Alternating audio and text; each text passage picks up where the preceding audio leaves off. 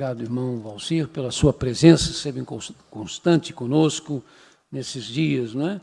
De trabalhos especiais, onde ele tem exercido a sua função de ministro de música contento. Graças a Deus, temos que orar pela vida dele, vida da sua família. Também, mais uma vez, obrigado, Anderson, pela presença dele aqui conosco e dos irmãos da mídia, né? Porque sem os irmãos cuidando aí das imagens, cuidando do som, nós não teríamos como levar isso adiante, mas não teríamos mesmo. Então, que Deus abençoe e graças a Deus por vocês. Compartilhemos, meus amados, do que está no Evangelho segundo São João, lá no capítulo 6. Vamos ler dos versos 60 ao 69. João, capítulo 6, dos 60 ao 69. O Evangelho de João é o quarto evangelho, ainda está bem no princípio, né, do Novo Testamento. Sendo relevantes como igreja o tema da nossa reflexão. João 6, 60 a 69. Ao ouvirem isso, muitos dos seus discípulos disseram: dura é essa palavra, quem poderá suportá-la? Sabendo em seu íntimo que os seus discípulos estavam se queixando do que ouviram, Jesus lhes disse: isso os escandaliza? Que acontecerá se vocês virem o Filho do Homem subir para onde estava antes? O Espírito dá vida, a carne não produz nada que se aproveite. As palavras que eu disse são Espírito e vida. Contudo, há alguns de vocês que não creem, pois Jesus sabia desde o princípio quais deles não criam e quem o iria trair. E prosseguiu: é por isso que eu disse a vocês que ninguém pode vir a mim, a não ser que isto lhe seja dado pelo Pai. Daquela hora em diante, muitos dos seus discípulos voltaram atrás e deixaram de segui-lo. Jesus então perguntou aos 12: vocês também não querem ir? E Simão Pedro lhe respondeu: Senhor, para quem iremos? Se tu tens as palavras de vida eterna, nós cremos e sabemos que és o Santo de Deus. O que foi que provocou, irmãos, toda esta mudança repentina de pessoas que estavam acompanhando Jesus, seguindo Jesus, até chamado de seus discípulos, não confundir, não é? Com os 12 apóstolos. Todos os apóstolos eram discípulos, mas nem todos os discípulos eram apóstolos. A confusão está um pouquinho antes explicada, quando Jesus disse: se vocês não comerem, se referindo a si mesmo, se vocês não comerem a carne do Filho do Homem e não beberem o seu sangue, vocês não terão vida em si mesmos, porque todo aquele que come a minha carne e bebe o meu sangue tem a vida eterna, e eu o ressuscitarei no último dia, pois a minha carne é verdadeira comida e o meu sangue é verdadeira bebida. Todo aquele que come a minha carne e bebe o meu sangue permanece em mim e eu nele. Meus amados, nós cremos e ensinamos e confessamos que Jesus Cristo, quando esteve entre nós, era completamente Deus e perfeitamente ser humano. Nós cremos que por ser perfeitamente um ser humano, isso é, um ser humano de fato e não uma miragem de ser humano, a maior parte do que ele fez, do que ele realizou, ele fez e realizou como um ser humano. Um ser humano profundamente e perfeitamente apegado a Deus como o Pai, o mais perfeito dos seres humanos, mas não há dúvida de que em algumas situações, no entanto, ele agiu como Deus. Ele nunca deixou de ser Deus, ele era Deus no ventre de Maria, ele nasceu como Deus, ele cresceu como Deus, mas também como um ser humano de fato. Por isso Paulo explica que Jesus fez como que deixar o fato de ser Deus inoperante. Mas houve situações onde ele agiu como Deus. Foi como Deus que ele alimentou cerca de 12.000 pessoas com apenas 5 pães e 2 peixinhos. Foi como Deus que ele andou por sobre as águas do mar da Galileia, ou de Tiberíades, ou ainda do lago de Genezaré. Foi como Deus que ele disse a alguns dos quais ele curou: perdoados são os seus pecados. E se foi como homem que ele na cruz pediu: Pai, perdoa-lhes, porque eles não sabem o que estão fazendo, foi como Deus. Foi como Deus que nesta mesma cruz, ele disse ao ladrão arrependido: hoje mesmo você estará comigo no paraíso. Mas foi como Deus e como um ser humano que ele, Jesus, se apresentou como o pão da vida, o pão que desceu dos céus para alimentar a alma humana. Foi como um ser humano que ele apontou o seu corpo e se referiu ao seu sangue que ele derramaria na cruz do Calvário, usando a expressão comer da minha carne e beber do meu sangue. Foi como um ser humano que ele falou isso, porque ele estava falando de realidades humanas, mas foi como Deus. Ao mesmo tempo, foi como Deus, que ele afirmou e afirma que quem comesse e quem bebesse do seu sangue, comesse da sua carne, teria vida eterna e seria por ele ressuscitado no último dia. Ou seja, tem a vida eterna e será ressuscitado no último dia. Essas promessas ele fez como Deus, porque essas promessas só Deus pode fazer. Ele compara a fé que se deve ter nele como comer a sua carne e beber o seu sangue, deixando claro que ele tem o que ele tem de representar na vida das pessoas. O que o alimento, o que a água são para o corpo físico, o seu sacrifício por causa dos nossos pecados na cruz, é para as nossas almas e para os nossos espíritos. O que é a comida, o que é a água para os nossos corpos físicos, é o sacrifício de Jesus Cristo na cruz por causa dos nossos pecados para as nossas almas imortais, para os nossos espíritos. E por causa, meus amados, desta maneira tão incisiva, tão enfática, tão dramática de falar da necessidade que se tem dele, foi que muitos dos que o estavam seguindo preferiram então não fazer mais isso, o deixaram, ficaram escandalizados. E nesse contexto, diante daqueles então que se manifestaram preferindo continuar com ele, Jesus os confronta com um desafio quando lhes pergunta: vocês também não querem ir embora? Vocês também não querem me deixar? E foi esta pergunta que motivou a resposta do apóstolo Pedro, formulada numa pergunta que já possuía uma resposta.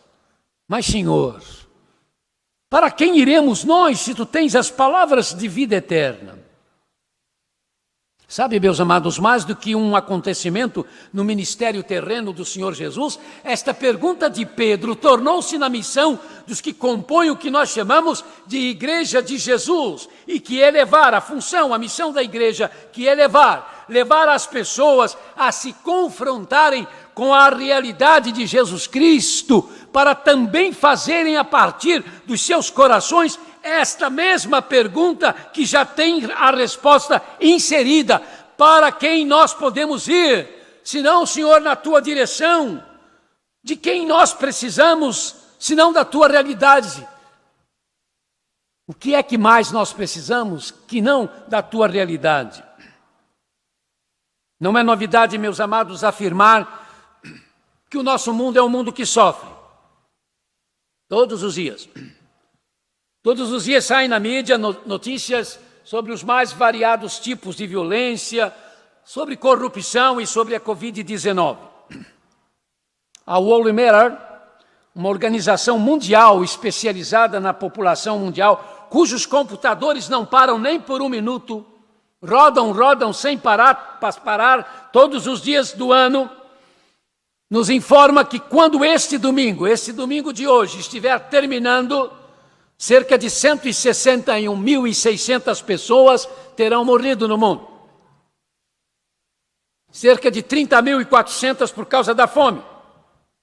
6.850 por causa da malária. 4.700 por causa do Covid-19. Cerca de 4.600 por causa do HIV. A AIDS ainda está matando. Mais de 4.000 pessoas por dia. Cerca de 4.000 por causa de acidentes com veículos e cerca de 3.000 porque vão tirar a própria vida. As colunas sociais, mesmo em meio a esta pandemia, continuam comentando sobre divórcios e muitas vezes na casa ao lado da nossa casa, o divórcio está acontecendo. Em que pese o aumento da filosofia de que viver é o que conta, viver é a melhor coisa, viver vale a pena, esta média de suicídio diários de 3.000 pessoas se constitui hoje num dos grandes desafios e preocupações da psicologia, da psiquiatria e da religião. Falando dos dias finais, o profeta Isaías avisou 7 séculos antes de Cristo, a terra está cambaleando como um bêbado. Isaías 24:20. Há muita gente gritando, o mundo está afundando. Meu lar, meu casamento, minha família estão afundando, eu estou afundando. Na verdade, o ser humano vê explodir do lado de fora o que está em ebulição dentro da sua alma, dentro do seu espírito. E por isso faz esta pergunta. E por isso, meus amados, nós como Igreja de Jesus Cristo, nós precisamos ser vistos como pessoas que também vivendo neste mundo de sofrimento, vítimas também, porque somos vítimas também das coisas desse mundo, exilados nesta Babilônia contemporânea, nós temos, no entanto, para onde ir. Nós temos um alvo, nós temos uma missão, nós temos uma direção. E é preciso que as pessoas percebam que nós não estamos perdidos nesta confusão e por isso nós sabemos a resposta da principal pergunta que faz a alma humana hoje. O que vai ser de mim? Aonde é que eu vou parar? Por isso o grande desafio para nós hoje como igreja é sermos nos bairros onde moramos, nas ruas onde nós vivemos, aqueles e aquelas que já sabem há muito tempo, que já conhecem há muito tempo o fato de que a solução para este mundo não está na política, não está na cultura, nas realizações humanas. Vez por outra, algum jornalista e algum político e algum militar diz, desabafando, Deus ou sei lá quem tem de fazer alguma coisa para dar um jeito nesse mundo. Então,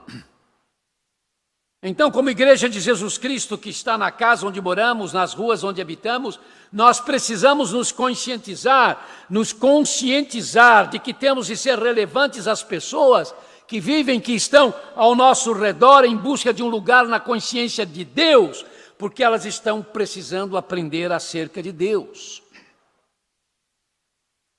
Elas precisam aprender que Deus é infinito, incomensurável e ilimitado. Como é que Deus começou? Deus nunca começou, Ele sempre foi, Ele sempre existiu, nada existiu antes dEle, Ele nunca teve início. A Bíblia nos ensina que Deus é espírito, um espírito pessoal, por isso Deus não é um princípio, não é uma ideia. Mas por ser infinito, Deus não está limitado a um lugar, Deus não está limitado no tempo e ao tempo.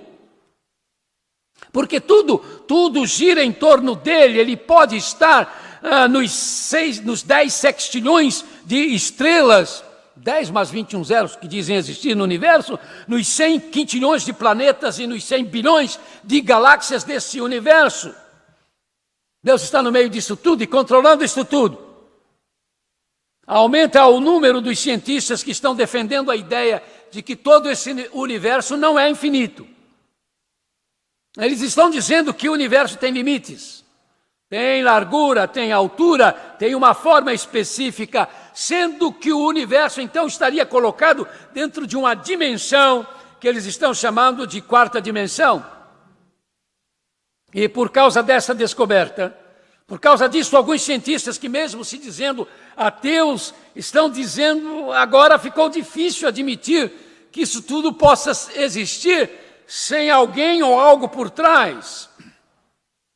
E um deles disse numa recente entrevista, nós não sabemos o que é ou quem está por trás deste universo, nessa quarta dimensão, mas que existe alguém ou alguma coisa, existe. Irmãos, nenhuma novidade para nós. Nós sempre ensinamos isto, nós sempre dissemos disto, que só Deus é infinito. Não temos qualquer dúvida, Deus está nessa quarta dimensão, mas também não se limita a ela.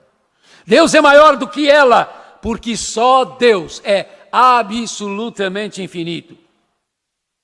Mas este Deus que é infinito e é também amor, e como se faz necessário às pessoas que vivem nesse mundo de sofrimento, de dúvidas, de questionamentos, de violência, de Covid-19, como é importante as pessoas saberem disso, como é importante que os nossos vizinhos ao nosso lado saibam disto, como é importante nós nos lembrarmos disto. Por ser ele um espírito pessoal, ele tem sentimentos, ele ama, e porque ele ama, ele não tem sofrimento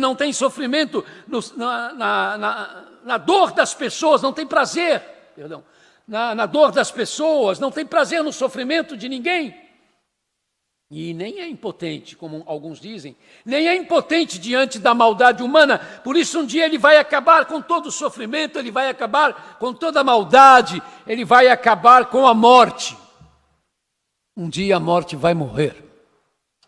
O Senhor Jesus Cristo, falando sobre a sua missão entre nós, ele disse, porque Deus amou o mundo de tal maneira que deu o seu Filho unigênito para que todo aquele que nele crê não pereça, mas tenha a vida eterna. Está na Bíblia, em João 3,16. Você sabe, não? Deus amou o mundo. Deus amou o mundo, diz a Bíblia, e o mundo inclui a mim, inclui a você, inclui a nós todos. Mas esse Deus que é infinito e que é amor, porque amou o mundo dando o seu Filho, a Bíblia nos diz que ele também é absolutamente santo. E isso é importante saber. As pessoas precisam ser conscientizadas de que Deus é absolutamente santo e que por ser absolutamente santo, Deus não pode sequer contemplar a iniquidade. Sabendo disto, o profeta Abacuque perguntou a Deus, tu és tão puro de olhos que não podes ver o mal e a opressão não podes contemplar. Então por quê?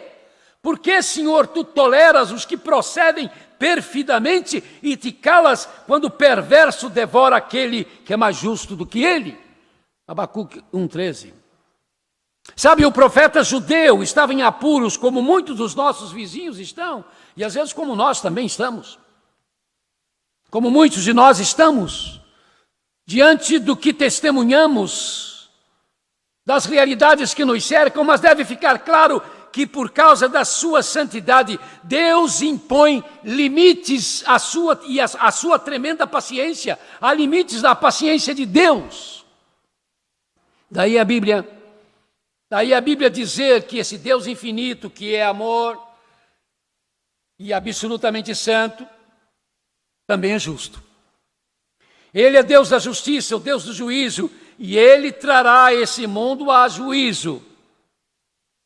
Aos homens está ordenado morrerem uma só vez, vindo depois disso o juízo. Hebreus 9:27 avisa a sua palavra, a Bíblia Sagrada. Todos nós que estamos ouvindo agora esta palavra, você que está na sua casa ou está em outro qualquer lugar, todos nós vamos morrer, fisicamente falando, todos nós vamos morrer, eu vou morrer fisicamente, eu não sei quando vai ser isto, mas eu sei que preciso estar pronto para o juízo de Deus. Então, como igreja de Jesus Cristo, nós precisamos nos conscientizar que nós temos de ser relevantes às pessoas que estão ao nosso redor, lhes falando da única maneira que existe para nos prepararmos convenientemente para o juízo de Deus. Jesus Cristo. Somente Ele é quem pode nos preparar para o juízo de Deus, porque Ele é quem nos pode justificar diante de Deus e assim assegurar o lugar feliz para nós na eternidade.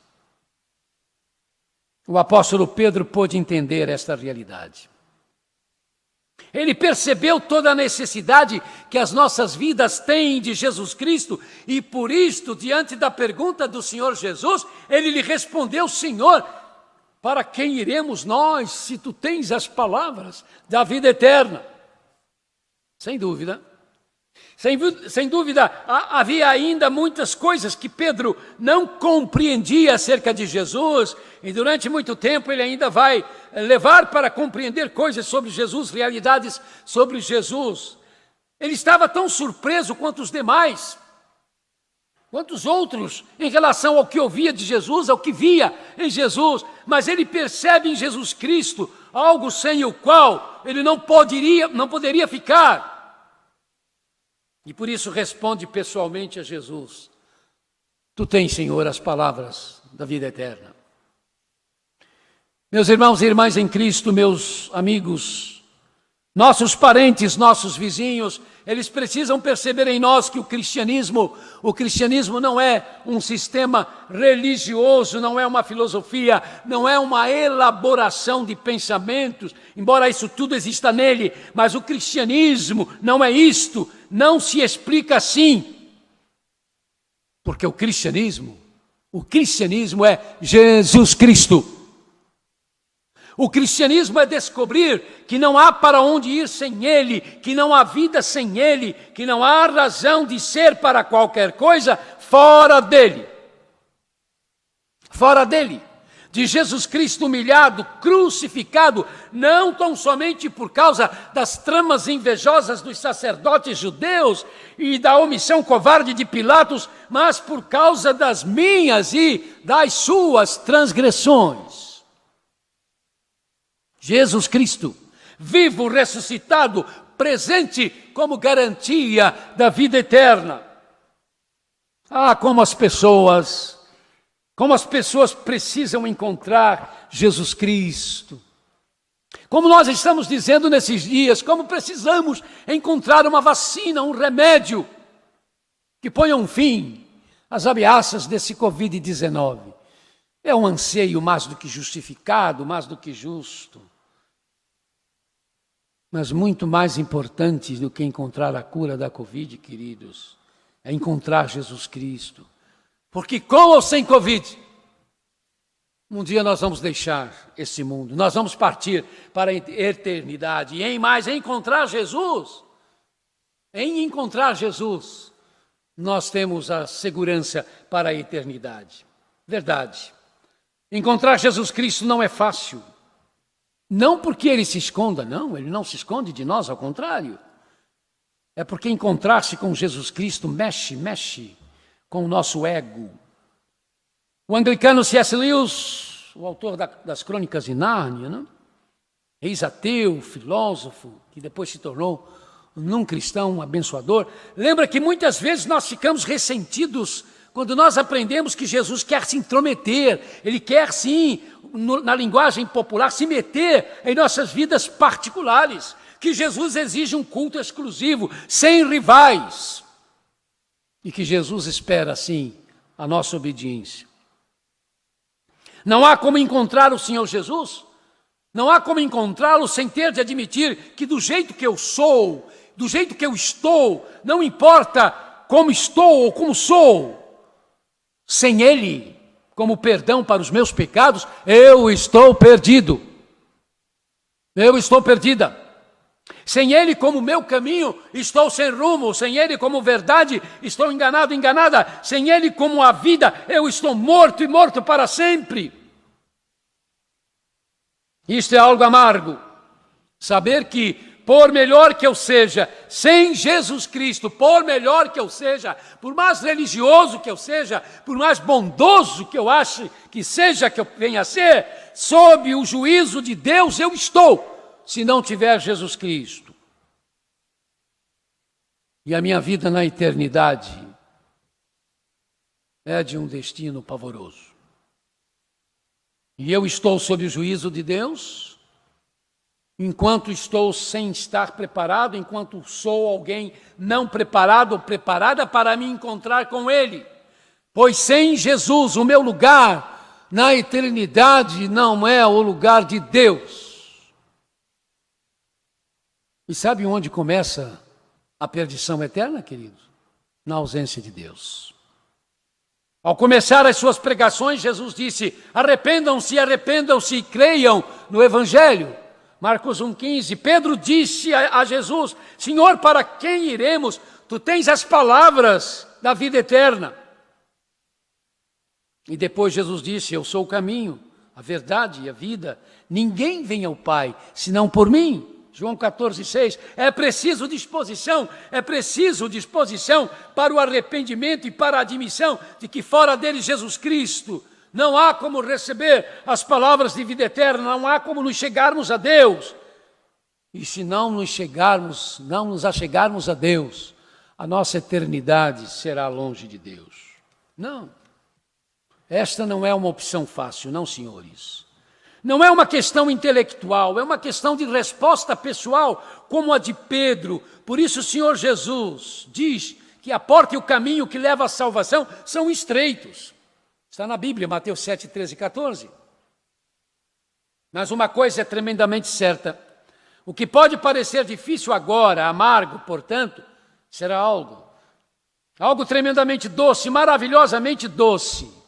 Mas não encontrar Jesus, fugir dele, não responder a ele, não querendo se tornar negócio dele, isso até pode fazer de repente a vida mais fácil, pode até fazer parecer que a vida é doce, mas esse doce há de se tornar inevitavelmente em algo insuportavelmente amargo mais adiante.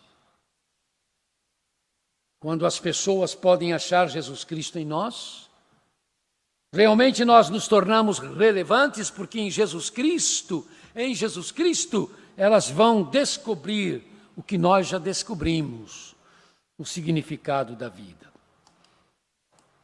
Da vida no seu sentido físico, que merece a nossa atenção, porque a vida no seu sentido físico termina com a morte física, com a morte natural, mas é nessa vida física que Jesus Cristo resolve a questão de onde vamos passar a eternidade. A morte é natural quando ela tem a ver com a morte do nosso corpo. Essa morte é certa para todos nós.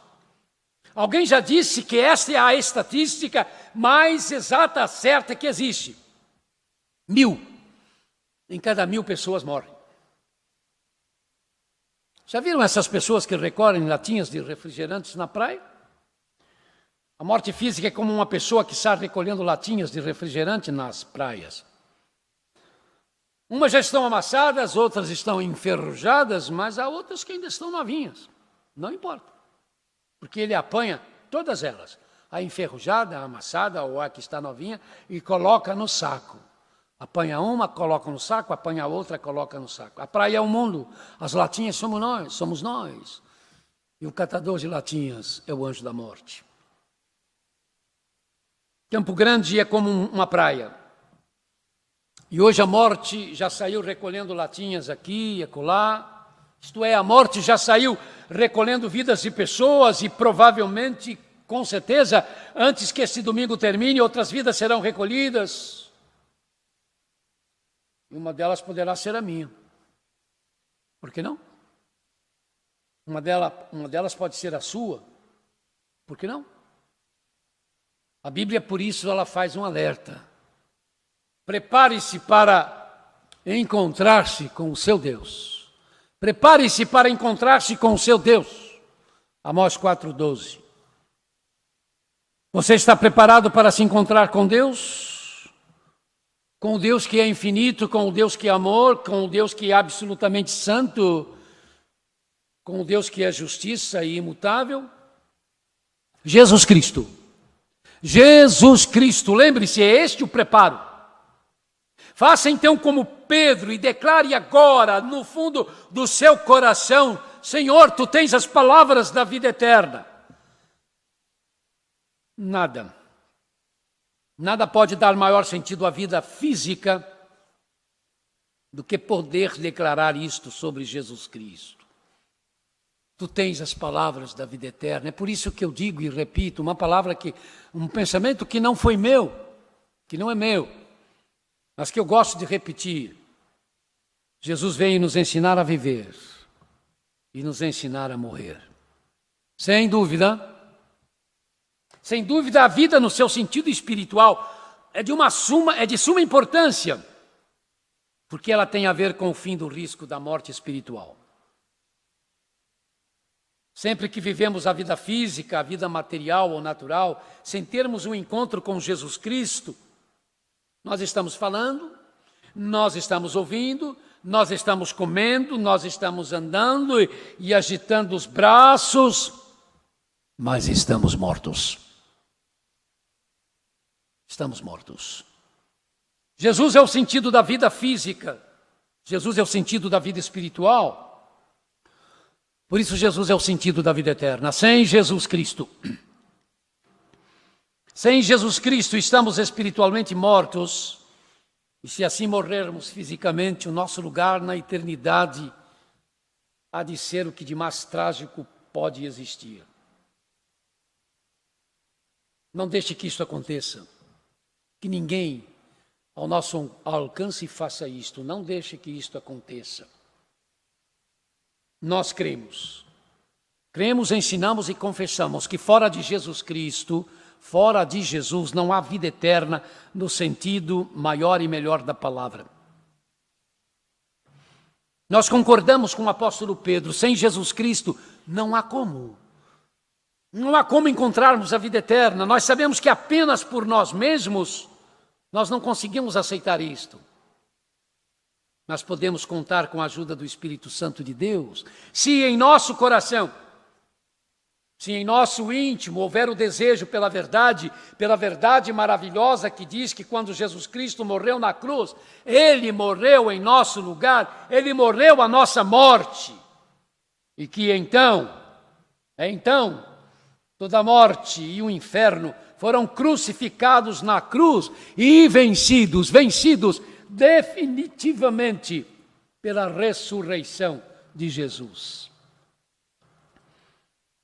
Meu amado irmão e amada irmã, por causa do que o Senhor Jesus Cristo fez por mim e por você na cruz, nós estamos vivos espiritualmente, nós nascemos de novo para vivermos para sempre.